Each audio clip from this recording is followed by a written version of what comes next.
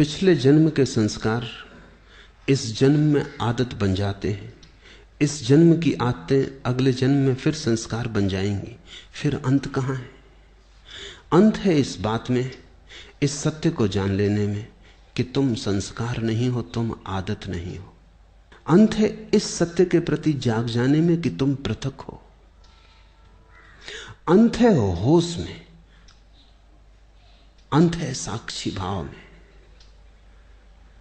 निश्चित ही तुमने कल भी क्रोध किया था, परसों भी क्रोध किया था, आदत बन गई।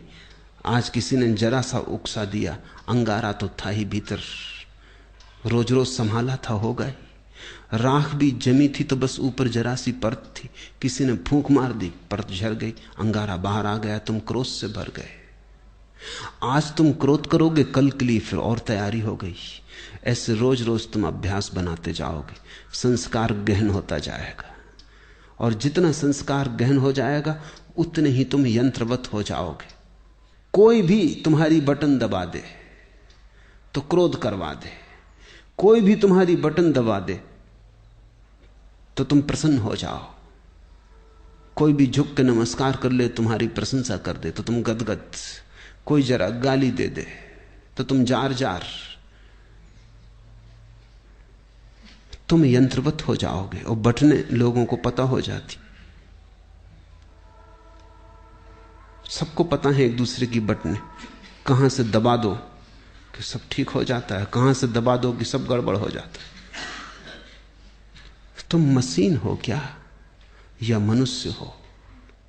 मनुष्य होने का इतना ही अर्थ है कि कोई तुम्हारी क्रोध की बटन दबाए चला जाए, लेकिन तुम कहते हो नहीं करना, तो बटन दबती रहती। वो आदमी थक जाता, लेकिन तुम क्रोध नहीं करते। तुम कहते हो मैं अपना मालिक हूं, जब करना चाहूंगा करूंगा, जब न करना चाहूंगा नहीं करूंगा। प्रतिक्रिया और क्रिया में यही फर्क है। प्रतिक्रिया में दूसरा मालिक है, तुम नहीं, और क्रिया में तुम मालिक हो, दूसरा नहीं। और बड़े मजे की बात है, प्रतिक्रिया बांधती है, क्रिया मुक्त करती है।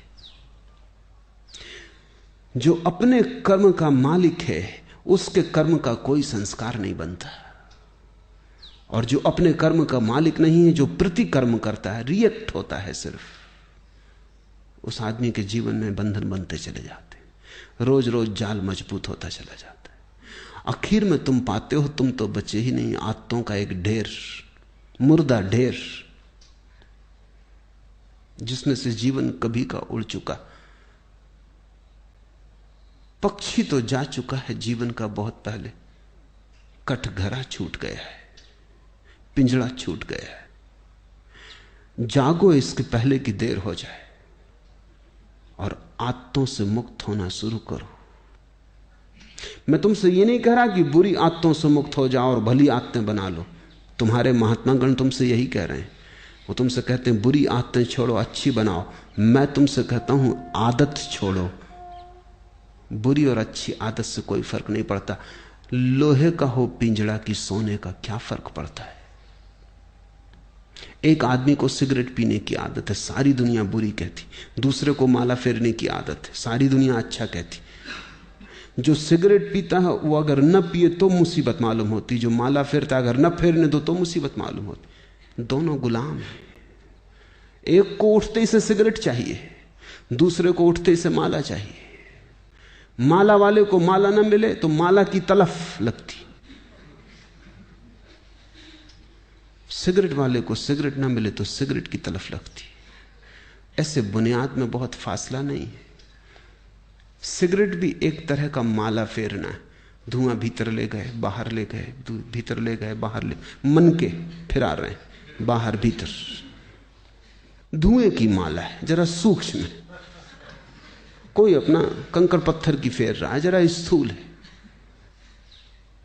असली सवाल आदत से मुक्त होने का है। मैं ये नहीं कह रहा हूं कि माला मत फेरो, मैं ये भी नहीं कह रहा हूं कि सिगरेट पियो। मैं ये कह रहा हूं कि तुम मालिक रहो। कोई आदत ऐसी ना हो जाए कि मालिक बन जाए।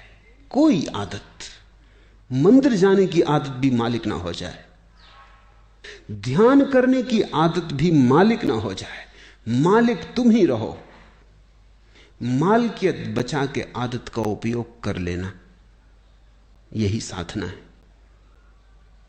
मालकियत खो दी और आदत सवार हो गई तो तुम यंत्रवत हो गए, तब तुम्हारा जीवन मूर्छित है। ऐसे लोग हैं जो मेरे पास आके कहते हैं कि अगर पूजा ना करें रोज तो बेचैनी लगती। वो सोचते हैं कि बड़ी धार्मिक घटना घट गई उनके जीवन। मैं उनसे पूछता हूं पूजा करने से कुछ आनंद मिलता है? वो कहते हैं आनंद तो कुछ नहीं मिलता, लेकिन ना करें तो बेचैनी लगती। यही तो सिगरेट पीने वाला कहता है। वो कहता है कि उससे पूछो कुछ आनंद मिलता? वो कहता है आनंद क्या रखा है, आनंद तो कुछ नहीं मिलता, कभी कभी खांसी जरूर आती, आनंद तो कुछ भी नहीं मिलता। लेकिन ना पियो तो बेचैनी मालूम होती। इसे तुम थोड़ा सोचो। इसी को मैं यंत्र हो जाना कहता हूं कि जिससे कुछ भी नहीं मिलता है, उससे भी न करने पर बेचैनी मालूम होती। उपलब्ध कुछ भी नहीं होता है, पाने को कुछ भी नहीं है, लेकिन छोड़ने में मुसीबत है, क्योंकि आदत ने पकड़ा है। अब आदत इतना ही कर सकती है, करो तो कुछ ना मिले, ना करो तो कुछ खोता मालूम पड़े। अब ये बड़े मजे की बात है, जिस चीज को करने से कुछ नहीं मिलता उसको ना करने से खोएगा कैसे? कुछ खोता नहीं, सिर्फ पुरानी आदत, पुरानी लकीरों पर न चलने से अड़चन मालूम होती। मैं एक बहुत बड़े वकील को जानता था। उनकी आदत थी कि जब भी वो अदालत में खड़े होते, पैरवी करते, बड़े वकील थे, अंतर्राष्ट्रीय ख्याति के थे, लंदन और पेकिंग और दिल्ली 3 जगह उनके दफ्तर थे। तो उनकी आदत थी कि वो अपने कोट का बटन घुमाने लगते थे जब अटक जाते। सभी की होती, कोई अपना सिर खुजलाने लगता है, कोई कुछ करने लगता है। उस आदत का भी वैसा ही उपयोग है जैसे बटन दबाने का। तो अगर जब भी उनके विचार उलझ जाते या कोई उत्तर न सूझता तो वो कोट का बटन घुमाने लगते। घुमाने से कुछ मिलता था ये तो पक्का पता नहीं, क्योंकि कोट का बटन घुमाने से क्या मिलेगा। और जिसकी बुद्धि उलझी हुई हो, समझ में ना आ रहा हो, वो कोई कोट के बटन घुमाने से कुछ बात समझ में आ जाएगी। लेकिन विरोधियों को ये बात दिखाई पड़ गई कि वो जब भी उलझ जाते हैं तो बटन घुमाते। एक बड़ा मुकदमा था, एक बड़ी स्टेट का मुकदमा था प्रिवी काउंसिल में, लाखों का मामला था। तो विरोधी वकील ने उनके सोफर को मिला लिया, कुछ पैसे दिए और कहा कि तू इतना करना, उनके कोट के ऊपर का बटन तोड़ देना। तो वो जब अदालत में अपना कोट लेके हाथ में रख के आए तो वो बटन नदारद था। तो उस वक्त उन्होंने देखा भी नहीं, कोट डाल लिया। जब वो पैरवी करने लगे और वक्त आया, हाथ कोट के बटन पर गया, बस सब गड़बड़ हो गया। जैसे मस्तिष्क ने सांस छोड़ दिया, कुछ सूझबूझ ही ना रही, चक्कर सा मालूम हुआ, बैठ गए। पहला मुकदमा हारे वो मुझसे कहते थे कि उस बटन से मुझे मिला तो कभी कुछ नहीं, लेकिन गंवाया मैंने बहुत। उस बटन के घुमाने से कुछ मुझे सूझबूझ आती थी ऐसा भी नहीं था, लेकिन बटन न पाके बस मैं समझ ही ना पाया कि अब क्या करूं। हाथ से जैसे कोई हथियार छूट गया। भरोसा किए बैठे थे और वक्त पर जिस पे भरोसा था वो दगा दे गया।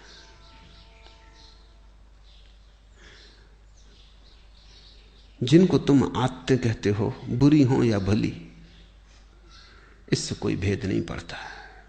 सब आदतें मालिक हो जाएं तो बुरी हैं, तुम मालिक रहो तो कोई आदत बुरी नहीं। गुलामी बुरी है, मालकियत भली है। मेरी परिभाषा यही है। संस्कार बन रहे हैं प्रतिपल, आदतें निर्मित हो रही हैं। तुम जरा दूर खड़े रहो, तुम अपनी मालकियत मत खो। निश्चित जीवन में आदतों की जरूरत है। अगर आदतें न हो तो जीवन बहुत कठिन हो जाएगा। आदतें जीवन को सुगम बनाती। तुम टाइपिंग सीखते हो या कार चलाना सीखते हो, अगर आदत न बने और रोज रोज फिर वहीं खड़े हो जाओ जहां पहले दिन खड़े हुए थे, फिर देखने लगो कि अब टाइप करने का फिर मौका आया, फिर सीखो, या कार चलाने का फिर नौबत आ गई, अब फिर से सीखो, तो जिंदगी बहुत असंभव हो जाए। तुम कार चलाना एक बार सीख लेते हो, आदत बन गई, फिर हाथ ही काम किए चले जाते हैं, फिर तुम्हें ध्यान भी देने की जरूरत नहीं होती। ठीक ठीक ड्राइवर गीत भी गुनगुना लेता है, बात भी कर लेता है, रेडियो भी सुन लेता है, और कुछ तो ड्राइवर ऐसे हैं कि झपकी भी ले लेते और गाड़ी चलती रहती। जीवन में आदत की जरूरत है, बस ध्यान इतना ही रखना जरूरी है कि आदत मालिक ना हो जाए। मालिक तुम बने रहो तो संसार में कुछ भी बुरा नहीं, स्वामित्व तुम्हारा हो तो संसार में सभी कुछ अच्छा है। स्वामित्व खो जाए, तुम गुलाम हो जाओ, तो वो गुलामी चाहे कितनी ही कीमती हो खतरनाक है। हीरे जवाहरात लगे हों सींचों पर, जंजीरों पर, तो भी उनको आभूषण मत समझ लेना, वो खतरनाक है, वो महंगा सौदा है। अपने को गंवा के इस जगत में कमाने जैसा कुछ भी नहीं। हाँ, अपने को बचा के जितना खेल खेलना हो खेल ले सकते हो। जब परमात्मा ही लीला कर रहा है तो तुम क्यों परेशान हो? लेकिन परमात्मा मालिक है, और जब तुम भी अपनी आत्माओं और संस्कारों के मालिक हो जाओगे तो तुम भी अपने छोटे से संसार में परमात्मा हो जाते हो। बुद्ध ने इसी को होश कहा है कि सब करना लेकिन होश पूर्वक करना। कदम भी उठाना तो होश पूर्वक उठाना, उठना बैठना लेटना होश पूर्वक। कोई भी चीज बेहोशी में मत करना। अगर तुम होश को साधते रहो तो आदत तो बनती रहेगी, आदत का तुम उपयोग करते रहोगे, लेकिन आदत के पीछे होश की धारा भी बह रही है। चैतन्य का दिया भी जल रहा है, वो भी निर्मित हो रहा है, उसकी भी सघनता बढ़ रही, उसका भी प्रकाश गहन होता जा रहा है। जीवन में सिर्फ आदतें ही आदतें रह जाएं तो आत्मा खो जाती। आदतों के पीछे तुम भी रहो अलग पृथक, और इतनी तुम में मालकियत हो कि किसी आदत को अगर तुम छोड़ना चाहो तो इसी क्षण छोड़ दो, लौट के दोबारा सोचने की जरूरत भी ना पड़े।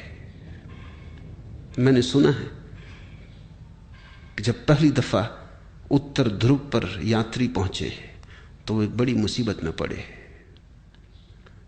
3 महीने का भोजन था, वो चुक गया, और कोई 15-20 दिन उन्हें भूखे उपवास में गुजारने पड़े। कभी मछली पकड़ लेते तो ठीक, कभी ना पकड़ पाते तो मुश्किल।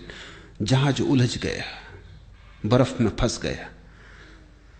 लेकिन उन यात्रियों का जो कैप्टन था, उसको सबसे ज्यादा जो मुसीबत आई वो भोजन की नहीं थी। लोग बिना भोजन के रहने को तैयार थे, यात्रियों का दल। सिगरेट की सबसे ज्यादा मुसीबत खड़ी हुई, सिगरेट खत्म हो गई तो लोगों ने जहाज की रस्सियां काट काट के पीना शुरू कर दी। कैप्टन घबराया, उसने कहा अगर 20 दिन ये सिलसिला रहा तो फिर हम कभी वापस ना पहुंच पाएंगे। तुम रस्सियां ही काटे डाल रहे तो ये जहाज आगे कैसे बढ़ेगा, ये पाल गिर जाएंगे। मगर लोग इतने दीवाने सिगरेट पीने के लिए कि कैप्टन करे भी क्या। एक आदमी, बाकी सब सिगरेट पीने वाले, उनका करो भी क्या। वो रात को चोरी से काट लें, इधर उधर से काट लें। जब ये जहाज लौट के किसी तरह आया और इसकी अखबारों में खबर छपी तो एक आदमी ने अमेरिका में ये अखबार पढ़ते वक्त अपनी सिगरेट भी पी रहा था, अखबार भी पढ़ रहा था। उसे अचानक ये बात अजीब सी लगी कि लोग गंदी रस्सियां काट काट के पी गए। वो भी चेन स्मोकर था। उसने सोचा, हाथ में सिगरेट थी, उसने सोचा कि क्या यही गति मेरी होती है अगर मैं भी उनके साथ होता, क्या मैं भी रस्सियां काट के पी जाता। एक क्षण उसे ख्याल आया, उसने सिगरेट एस्ट्रे पर रख दी और उसने कहा अब इसको तभी उठाऊंगा जब मेरी ऐसी दशा आ जाए कि मुझे लगे अब मैं गंदी रस्सियां भी पी सकता हूं, नहीं तो नहीं उठाऊंगा। 20 साल बीत गए, वो सिगरेट अपनी टेबल पर ही रखे रहा। लोग उससे पूछते भी कि आधी जली सिगरेट यहां क्यों रखी। वो कहती कि इसको मुझे उठाना है किसी दिन, लेकिन उसी दिन उठाऊंगा जिस दिन मेरी पीड़ा ऐसी हो जाएगी कि आदत बड़ी और मैं छोटा हो जाऊंगा। लेकिन मैं प्रतीक्षा कर रहा हूं, वो घड़ी आती नहीं। 20 साल बीत गए, मैंने 20 साल से सिगरेट नहीं पी है और याद भी नहीं आई है। मैं याद करने की कोशिश कर रहा हूं कि कभी भी आ जाए, क्योंकि मैं जानना चाहता हूं किस मुसीबत में जहाज के लोगों को रस्सियां पीनी पड़ेंगी। लेकिन वो कभी ना आई। उसने अपना संस्मरण लिखा, मैं संस्मरण पढ़ रहा था। उसने संस्मरण में लिखा है कि मैं समझ नहीं पाता कि क्या बात हो गई, क्योंकि पहले भी मैंने कई बार सिगरेट छोड़ना चाही थी लेकिन नहीं छोड़ सका था। कई बार छोड़ी भी थी तो 2 दिन के बाद फिर पीने लगा था। लेकिन क्या हुआ? अब तो मैं छोड़ा भी नहीं था, सिर्फ प्रतीक्षा कर रहा हूं कि जब भी आदत पकड़ लेगी और झकझोर डालेगी तो पीऊंगा। लेकिन मैं सिर्फ ये जानना चाहता हूं कि मैं भी उस जहाज में अगर होता तो क्या मैंने रस्सियां पी होती। 20 साल से आदत आई नहीं, मेरी समझ में नहीं आता कि हुआ क्या। उसकी समझ में नहीं आ रहा क्योंकि उसे ध्यान का कुछ पता नहीं, होश का कुछ पता नहीं। इसने छोड़ी नहीं है सिगरेट, छूट गई होश के कारण, क्योंकि वो एक ही होश साधे हुए कि जब इतने जोर से तलफ पकड़ेगी कि मैं रस्सियां पी लेता तभी पीऊंगा। लेकिन उस होश के कारण तलफ नहीं पकड़ती। होश हो तो तलफ पकड़ती ही नहीं। अब उसे कोई होश को जानने वाला मिले तो उसे उत्तर मिले, लेकिन अनजाने उसने होश साध लिया है। तुमसे मैं कहता हूं, जो जो आदत तुम्हें पकड़े हो, जबरदस्ती पकड़े हो, उसके प्रति होश साधना। मैं तुमसे नहीं कहता सिगरेट पीना छोड़ो, मैं कहता हूं होश पूर्वक पियो। मैं तो यहां आश्रम में एक कमरा बनवाने जा रहा हूं जहां होश पूर्वक सिगरेट पीने वालों को सुविधा होगी कि वो जाके वहां सिगरेट जरूर पिए, लेकिन जितनी देर पिए उतनी देर ध्यान रखें। एक क्षण को भी बेहोशी में न पिए बस। फिर अगर पीना हो तो मजे से पिए, कोई हर्जा नहीं। लेकिन मैं जानता हूं अगर होश सध जाए तो ऐसी मूढ़ता कौन करेगा। ऐसी मूढ़ता तो बेहोशी में ही होती है। तो मैं तुमसे कुछ भी छोड़ने को नहीं कहता, क्योंकि मैं जानता हूं छोड़ने से कभी कोई छोड़ नहीं पाया। मैं तुमसे केवल होश साधने को कहता हूं, क्योंकि मैं जानता हूं होश साधने से जो भी व्यर्थ है अपने आप छूट जाता है और जो सार्थक है बच रहता है। होश आध्यात्मिक जीवन की आखिरी कीमिया है।